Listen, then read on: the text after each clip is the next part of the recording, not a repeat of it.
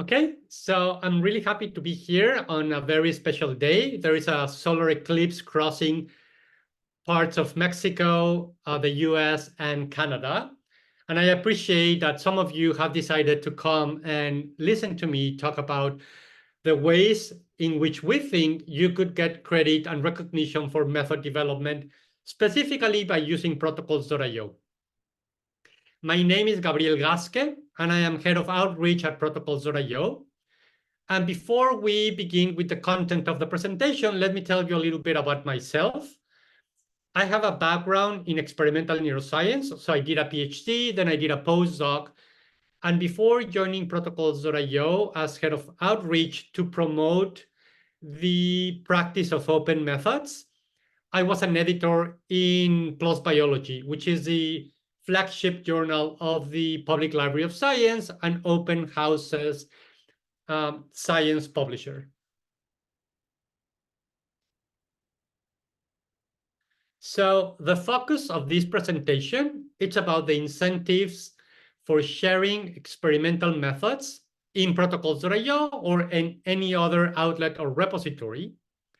And just some general housekeeping information before we delve into the content of the slides that I put together. So as I said before, the presentation is being recorded, and I will share the recording and the slides with all registered participants. We will also have time at the end for questions, but you should feel free to type those questions at any moment, either in the chat or in the Q&A windows of Zoom, and we will get to them at the end of the presentation. And finally, just a reminder, this is not a basic training about protocols.io. So the focus of the presentation is about the mechanisms for getting credit for method development. So if you want to learn how to use protocols.io, I recommend that you go to protocols.io/webinars and look for introductory webinars. We host them once a month in different time zones. We also have a series of pre-recorded tutorials and protocols.io/tutorials. And you can always request in protocols.io/help/demo a one-to-one demo with one of our specialists, and they will walk you through how protocols.io can specifically help with your needs. So you can share your screen, they can share their screen, and have a very interactive conversation about any question that you might have about the platform. So now with the housekeeping out of the way, we can start with today's agenda, which you should be able to see on the screen right now. So we will begin with talking a little bit about the history of reporting methods and of method development and optimization not getting the recognition as worthy of a standalone publication and not getting the credit that we think it deserves. But that started to change about 20 years ago or so as methods started being recognized as an important modular output of research. And we will also cover the different ways of sharing your methods and getting credit in protocols.io. So for the first part, let's go a little bit back in history. So the journal Nature Methods actually started only in 2004. And what you see at the bottom of the slide is an excerpt from the inaugural editorial in which the founding editors said that their goal was to create a highly visible forum for the presentation of novel methods, because major methodological developments take their roots in the cross-fertilization of different disciplines. By contrast, the method sections of a specialized journal, although extremely useful for the targeted peer groups, do not grant technical information the wide exposure conducive to interdisciplinary exchanges.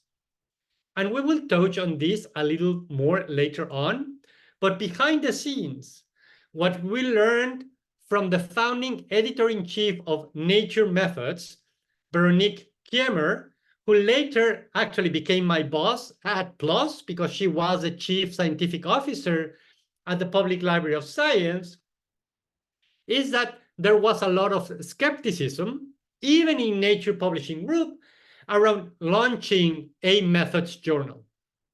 Because they said that Nature, the brand Nature, publishes research, and that nobody was going to just read methods, and that publishing this methods journal could dilute their brand, and that it will be impossible to fill a journal's pages with just methods, and so on. However, as we all know, Nature Methods has been a huge success.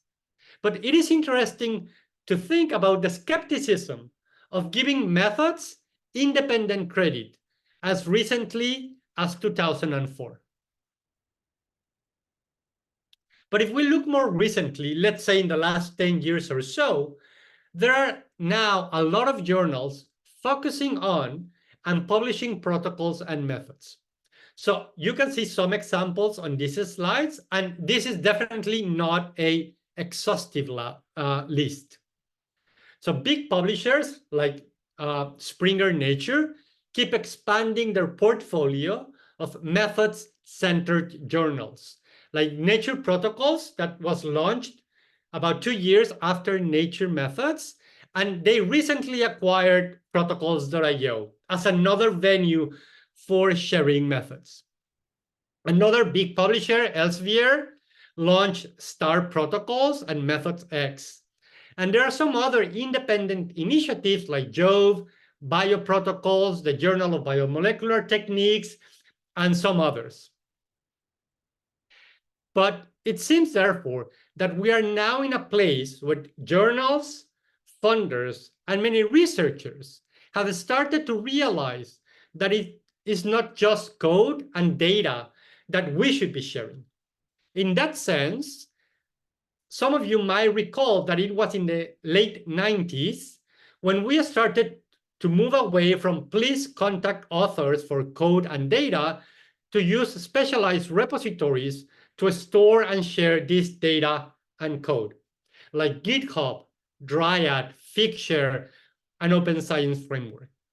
And although methods have been playing catch-up, sharing them is becoming the norm, and we have now more choices on where and how to communicate those methods to our colleagues.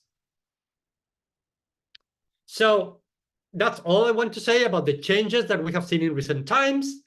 I will go now on to talk about public sharing and getting credit for reproducible and discoverable protocols. And specifically about Protocols.io, we will go through first how most people share their methods in Protocols.io, which is actually independently of papers. Then we will talk about the partnership or partnerships that we have established with a few journals, PLOS One, BMC Methods, and Nature Protocols to get your protocols peer-reviewed and published as a formal peer-reviewed manuscript, as well as the many partnerships and connections that we have with many other journals within and beyond Springer Nature, which aim to make your papers more rigorous and more reproducible. So, when we see how scientists and researchers in general communicate their work and their discoveries to their colleagues and to the world more broadly, we have started to see a more modular approach to science communication. So, and that's what is represented in this cartoon. So at the center, we have, there we go. At the center, we have the most recognized research output, which is the peer-reviewed publication, the paper. And this is the bread and butter, the currency that you put on your CVs and that funders and your employers will be looking at when evaluating your productivity. But we now appreciate more the value of other independent but interrelated modules of research output, like code and data that I mentioned before. And we have created specific repositories for these, like GitHub, Open Science Framework, and so on. methods, also shown in this cartoon, is another module of research output. And in fact, it is the methods, the linchpin to reuse, and the ongoing value of all the other items here hinges on having the methods. Because, I venture to claim, it is really difficult, if not impossible, to understand the meaning of the data and any interpretation of the data if we do not understand the details of how these results were acquired, that is, the protocols. And this is where protocols.io comes in. Because protocols.io is an online open access repository and a platform for authors to create, share, and publish detailed, dynamic, interactive, and versionable protocols before, during, and after publication of a research article. And I would need to clarify that what we at protocols.io understand as publication of a protocol is similar to pre-printing an article in bioRxiv, for example. We are a repository for methods, not a peer-reviewed journal. For journals, publication is different because for them, it is a result of a peer review process. However, as we will discuss later on, protocols deposited in protocols.io are citable and can be part of a peer-reviewed publication or even be peer-reviewed as a standalone methodological article. So if you're not familiar with protocols.io at all, please take a look at the URL at the bottom of this slide. This link will take you to the welcome page, which is a great place to start familiarizing yourself with the platform. And as I said before, one of the features of protocols.io is its open access repository, in which there are now over 17,000 published protocols, and they are all published under a CC BY license, making them completely open access and free to read, use, and reuse. In this open access platform, it is also free to create an account and to publish protocols into the open access repository, an unlimited number of protocols. But there are also over 59,000 private protocols, which have been created by users who are developing, optimizing, and perhaps just sharing their protocols with their immediate colleagues. And this is the business model of protocols.io. As we charge institutions for these private collaborative workspaces, and many universities, funders, and other institutions have such licenses. So the free accounts have only a limited number of private files. So if you make your protocols, which by default they all start private, and you publish them right away, the free account can work for everyone. But we charge users to take advantage of unlimited private space. And something that I want to point out is that last year alone, more than 2 million people came to the repository to read the public protocols. And most of these protocols, as I mentioned before, are not linked to any specific peer-reviewed article. They are simply sitting in protocols.io. And we will talk about the people's motivations to share independently of a paper. But what I want to point out is that despite this independent sharing, there is a lot of traffic to the protocols. About 60% of all traffic to these public protocols comes directly from Google searches, which means that people are organically finding the protocols.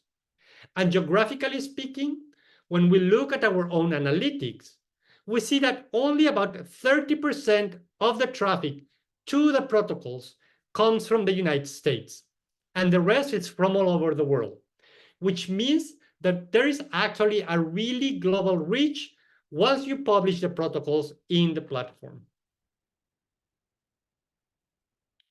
And when you come to protocols.io, you can also search directly if you want to look for specific protocols that might be useful in your research. And these protocols can be run directly in the computer or tablet, or you can create your own editable fork or copy to optimize it. So any public protocol is a template for further optimization. So you can tweak these protocols for your own, to adapt them for your own equipment or for a different cell type or mouse strain and so on. And this might save you a lot of time and energy since you will have already all the comprehensive details of their approach right there straight away. Protocols.io has also some open communities as well, and these are set up as workspaces. So if you use protocols.io, you will very likely have your own private workspace. But there are some others for anyone to join. So you can look for a workspace that represent communities that might be relevant to your research. And you can join those if you want to have a faster view of what people are working on in that space and the ability to interact and engage with those researchers who are also members of the group. And before we continue, let me show you how the protocols created and published in protocols.io are live, dynamic, and interactive, yet persistent documents that go far beyond a traditional static PDF. So I'm going to be open one of these protocols.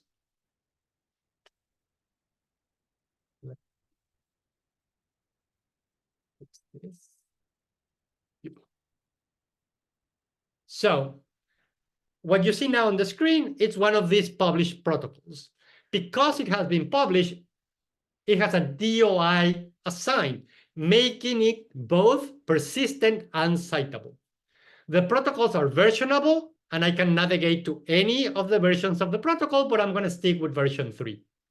The protocols themselves are written in a recipe-like, step-by-step fashion.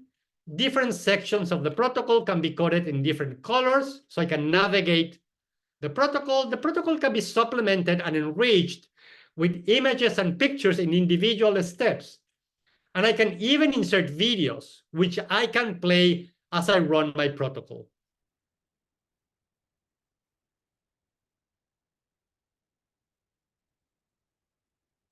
The protocols are interactive documents because any reader can come and post a comment, and the authors will be notified, and they can come to the platform and respond to that question or comment.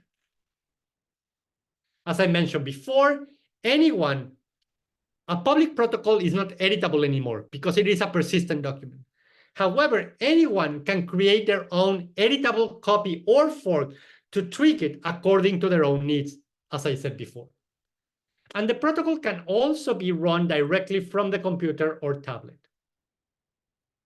So as I make progress in my protocol, I can mark each step as done.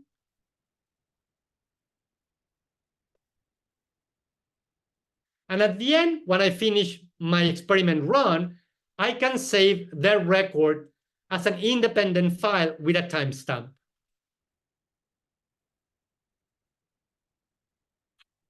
But let me go back to my presentation.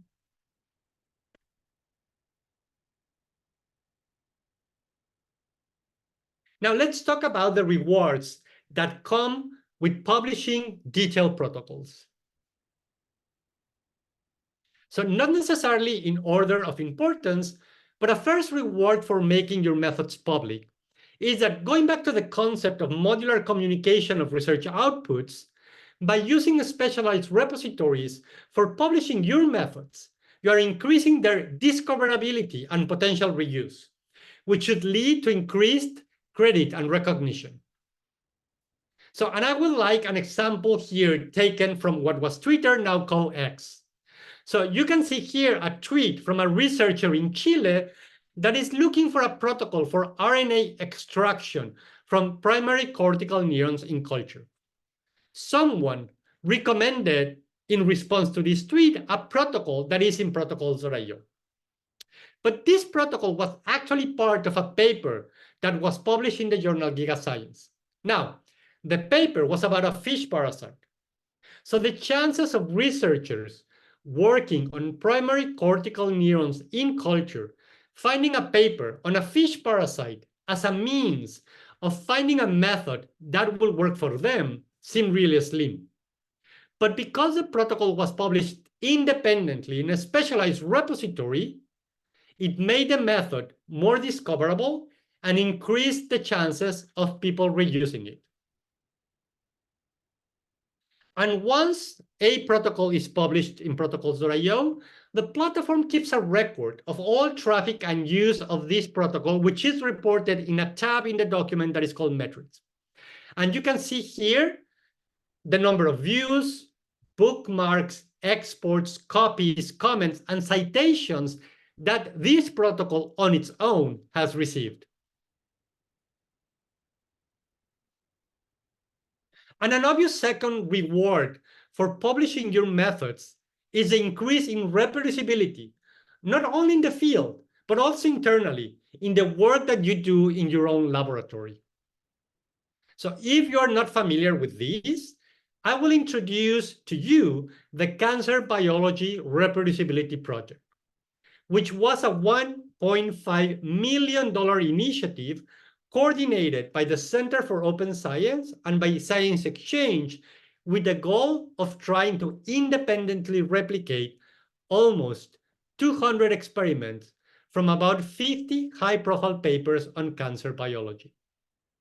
What the Reproducibility Project researchers discovered very soon after the project began is that it is very difficult to replicate previously published work. And there are several reasons why this is the case, but one of them is that the original researchers didn't document in their articles with enough detail what they did and how they did it. So what you see on the screen now is a Center for Open Access website that summarizes some of the results of the Cancer Reproducibility Project. And as you can see, of the 193 experiments from 53 articles that they tried to replicate, 0% of the protocols in those articles, 0%, were completely described, which made it impossible to reproduce them without contacting the original authors. Equally striking, when researchers from the Reproducibility Project contacted the original authors, they also discovered that these original authors did not always could tell how exactly their own experiments had been done. Therefore, the problem of lack of reproducibility goes beyond the lack of adequate reporting in published articles, but also highlights deficiencies in the way researchers keep record of their own experimental protocols for housekeeping. And that brings me to a third reason to make your protocols public, which is to guarantee preservation. As we all know, a large fraction of a lab personnel is floating. So students graduate and leave, postdoctoral researchers become faculty elsewhere, and so on. Publishing the protocols makes them a persistent, citable object that will be permanently stored in your workspace as well as in the open access repository. And I should mention that all private and public content in protocols.io is mirrored and backed up in clocks, GitHub, the Internet Archive, and that the Chan Zuckerberg Initiative has a code escrow of the platform. And a modular sharing also increases the chances of establishing collaborations, as we have seen cases where researchers report that publishing their detailed protocols increases the amount of collaborations. And one important thing to note is that since protocols.io started in 2014, and now with these more than 17,000 published protocols, we have never seen a case of a publisher saying that because you have shared your protocols in protocols.io, you cannot publish your research or methods paper in a journal. So publishers, journals, do not consider publishing in protocols.io prior publication. Just like sharing preprints in bioarchives, sharing protocols in protocols.io is like preprinting a method. So we have never seen a case of that hurting authors. So we encourage people to share publicly whenever their protocols are ready. So from the publishing perspective, sharing on protocols.io should give your method visibility. Let you engage with the people who are using the method, make it a central place where you can iterate and share corrections and optimizations easily, and guide everyone naturally to those new versions. And it does not preclude further recognition by publishing later as part of a peer-reviewed publication. And that will take me to the fact that publishing your protocols should also simplify your work down the road when the time of submitting and publishing a paper comes. So again, I'm going to go to another example in X. So we have here Professor Jonathan Kipnis at the Washington University in St. Louis tweeting and saying, what if labs publish each of their unique methods and protocols, and in future papers, instead of rewriting the protocols, we just cite them? We waste so much time on methods by saying the same thing differently. And I would add, usually just vaguely. But this is exactly what protocols.io is about. So you can publish your detailed protocols in the open access repository, obtain DOIs, and you and your colleagues can cite these DOIs in there and in your papers. So you never have to rewrite or try to decipher any vague method section again. And this is what the authors of this plot biology paper did. So they created, deposited, and published their detailed protocols in protocols.io, obtaining citable, in this case, a citable DOI, which they included in the materials and methods section, replacing most of the writing. Now, the reader, by following the link, has access to the detailed step-by-step protocol in protocols.io. And a really nice thing about protocols.io is that the protocols are versionable. So if the authors have updated or corrected their protocol since the time of publication, the reader will be notified that a new version exists. And they can choose to read the protocol as it was published together with the paper, which is what you see on the screen now, or by following the View the Newer Version link, have access to the most updated version of the same protocol. And that brings me to the fact that because there is a push for reproducibility, there are now over 500 journals inside Springer Nature and outside Springer Nature, some open access journals, some subscription journals that encourage authors in their submission guidelines to include in their manuscripts a link to the detailed protocols in protocols.io. This also applies to many funders, now encouraging or requiring detailed methods sharing. And remember that I said that we have never had an issue with authors not being able to publish a paper for publishing their protocols first. In fact, not only do journals not see a conflict with publishing your protocols early in protocols.io, they often actively encourage the use of the platform. And a sixth point would be that by managing and preserving and archiving your protocols in protocols.io, you will be complying with mandates by funding agencies and universities regarding managing and sharing methods and data. So in the United States, for example, the NIH data management and sharing policy requires all applicants to include a data management and sharing statement in their grant applications.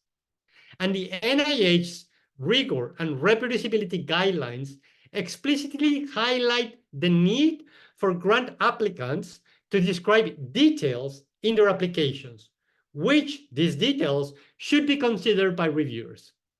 And we have to keep in mind that methods are an integral part of data, because we cannot understand the data if we do not understand how these data were acquired. And before we move on to the next section, I would like you to show how easy it is to publish a protocol in protocols.io. So once you hit the publish button, you have to complete 6 steps before the protocol is made public. You will have to provide some metadata, including authors, funding, but this shouldn't take you more than 10 minutes. Most protocols go from a screening to weed out spam or pseudoscience, and usually the protocols are made public within 24 hours of submission. Again, we don't peer review.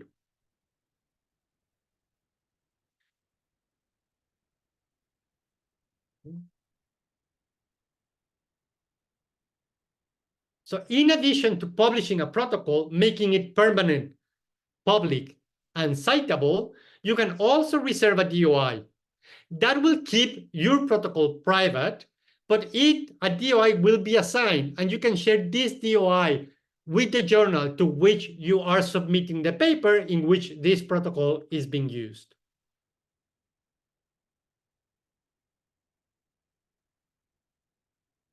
Now, let's talk about getting your protocols peer-reviewed.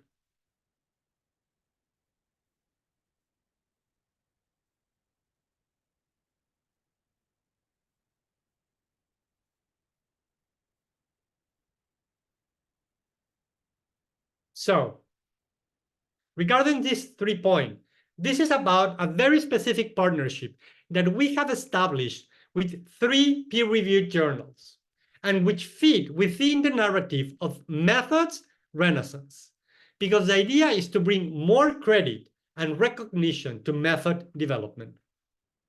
So, and the idea is that your protocol deposited or published in protocols.io can be submitted to BMC methods, Nature protocols, or +1 for peer review and eventual publication as a methodological article. Because our partnership with +1 is the oldest, I will use this partnership as an example. So as a result of this partnership, +1 created a new article type called Lab Protocol. And this collaboration is about turning your protocols in protocols.io into a peer-reviewed publication. Now, just to clarify, if you're interested in getting your protocols peer-reviewed, you do not have to submit necessarily to either +1, BMC methods, or Nature protocols. There are other several journals that are specialized in publishing methods, techniques, and protocols. You are the one who knows your field the best. You know your audience, and you know the appropriate journals. But +1 specifically is a pretty broad, welcoming journal. And one of the reasons we started this partnership is because the way +1 defined the scope of their lab protocols articles is that they are not expecting new experimental results. And they are welcoming to new protocols that might be extensions of something that has already been reported. So the idea is that if you have already published a method or somebody else did, but you need to tweak it further to make it work in a new condition, that you can get credit for that method development work. So both +1 and protocols.io aim to grant credit not only to the development of a whole new brand method, but also to the hard work that is put into optimizing and troubleshooting a protocol to make it work more efficiently or in a new condition. So the bar has been set in a way that it recognizes a good and useful protocol. Of course, there has to be some effort put into the method, but the idea is to capture the constant method development that very often goes unacknowledged and is usually just summarized in 1 or 2 sentences in the materials and method sections of manuscripts. And the integration between protocols.io and +1 means that the protocol is front and center of the paper. So what you see on the screen is an example of one of these papers published in PLOS ONE. And the paper is bidirectionally linked to the protocol in protocols.io. And the protocol posted in the platform receives additional batches that say that this protocol has been peer-reviewed and published as a paper in PLOS ONE. And moving on to the last part of the talk about our partnership with other publishers. So I would like to start by saying that although we're all very familiar with supplementary files and documents in papers, there is a strong push for a number of years to moving away from supplements by using repositories instead. And what you see on the screen is a really good article that you can reach by following the link at the bottom of the slide in the magazine The Scientist about the importance of using repositories rather than supplements. And now these are just some examples of papers that have been published, and journals are promoting the position of detailed protocols in protocols.io. And this is the kind of modular publishing that we have started seeing more and more, where the paper is the centerpiece, it is the story. But you have the data in NCBI, OSF, or other appropriate repository. The code sits on GitHub. And now we're starting to see more and more the methods also going into a repository. So we are seeing some trend in scholarly publishing, moving away from vague method sections into more rigorous, more reproducible method reporting.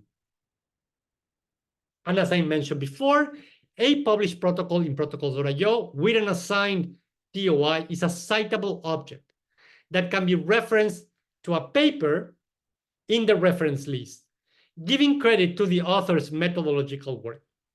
The reference will also be linked to the protocol in protocols.io, granting access to the details of the methods to the reader, even if the paper has been published behind a paywall.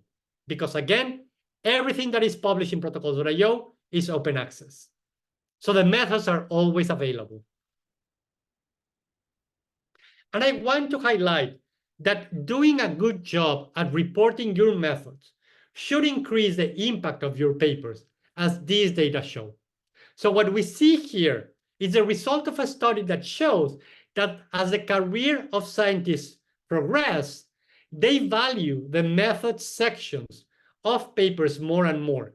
And that is what we see on the pink trace. Because experienced researchers understand that methods are the linchpin to properly interpret the data and to reproduce the experiments. Just to summarize, you can read in this slide some of the rewards and benefits of openly sharing your protocols and linking these protocols to your research articles.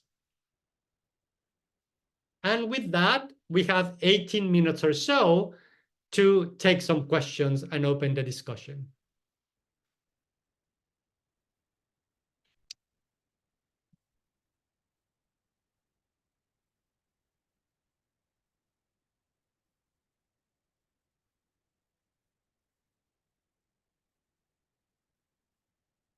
So there is a question about whether it is possible to use private GitHub repository to store, versionize, and deploy protocols.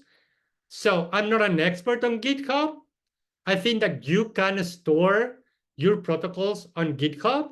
But what I can say is that GitHub has been developed with or thinking with code, whereas protocols.io has been developed and optimized for method development.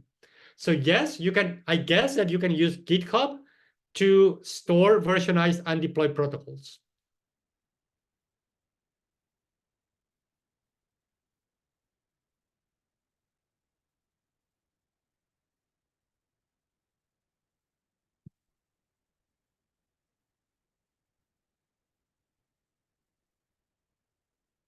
Any other question?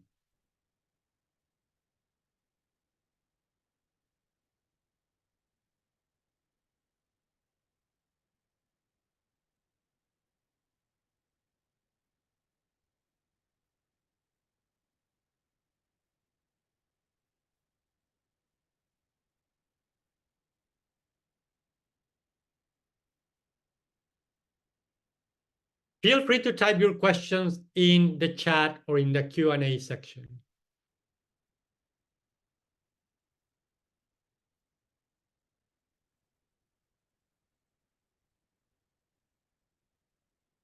I'm going to stop the recording in case somebody wants to ask a question of the record.